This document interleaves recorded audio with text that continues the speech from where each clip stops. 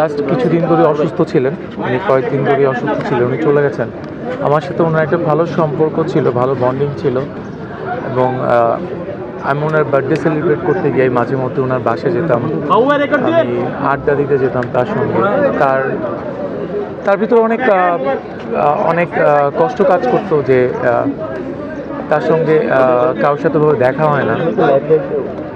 আমি আপনাদের দেখে খুব অবাক হচ্ছি এবং তাকে আজকে সে চলে গেছে তাই বিদায় হাজার হাজার মিডিয়া আর্টিস্টে এসে জানাজা পড়ছেন, আপনারা তার শোক দিবসটা পালন করছেন, কিন্তু সে থাকতেকালীন সেই জিনিসটা চেয়েছিল, এই জিনিসটা আপনারা কেউ দেন নাই। সে থাকাকালীন হয়তো তার বার্থডে সেলিব্রেটটা আপনারা সবাই মিলে করতে পারতেন, সেটা আপনারা করেন নাই। আমাদের প্রত্যেকটা বড় আর্টিস্টগুলোর আমাদের বেসিক্যালি যদি আমরা বলতে চাই যে আমরা একটা ইউনিটি ফ্যামিলি, আসলে আমরা ইন্ডাস্ট্রিতে কেউ ফ্যামিলি না, আমরা আসলেই কেউ ফ্যামিলি না। আমরা শুধু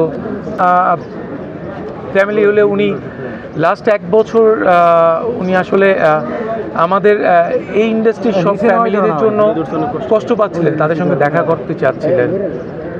তার খুব ভালো লাগতো, আমি গেলে আমি 1-2 বার যেতাম, তার সঙ্গে কথা বলতাম। ইভেন মানে আসলে আমরা কেউ ফ্যামিলি না, আমার কাছে এটাই মনে হচ্ছে। দিন শেষে যদি মানে আমি আপনাদের মিডিয়ার কাছে আসলে অনুরোধ করব, আপনার যারা আসলে আমাদের প্রবীণ শিল্পীরা আছেন, যারা আমাদের সুপারস্টার, তারা কিন্তু আসলে সুপারস্টার, কারণ তারা 1600 হল লিড করে এখানে এসছেন।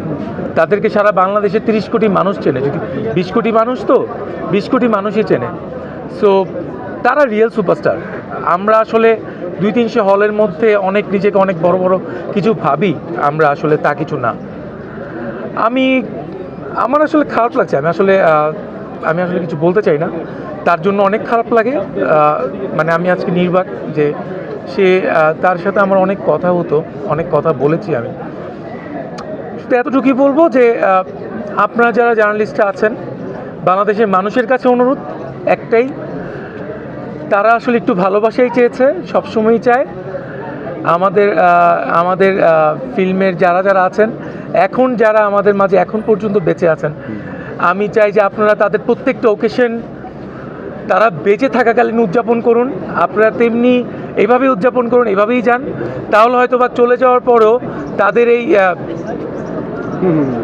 তাদের অনেক ভালো লাগবে এবং তারা এখন পর্যন্ত ফিল করবে যে বাংলাদেশের মানুষও জানবে প্রবীর মিত্র উনি কি ছিলেন, সেটা আপনারা সবাই প্রকাশ করুন। সে বাংলা নবাব ছিল, সেটা আপনারা প্রকাশ করুন। সে যেন নবাব হিসেবে সারা জীবন বাংলাদেশ যতদিন থাকে ততদিন যেন বেঁচে থাকে।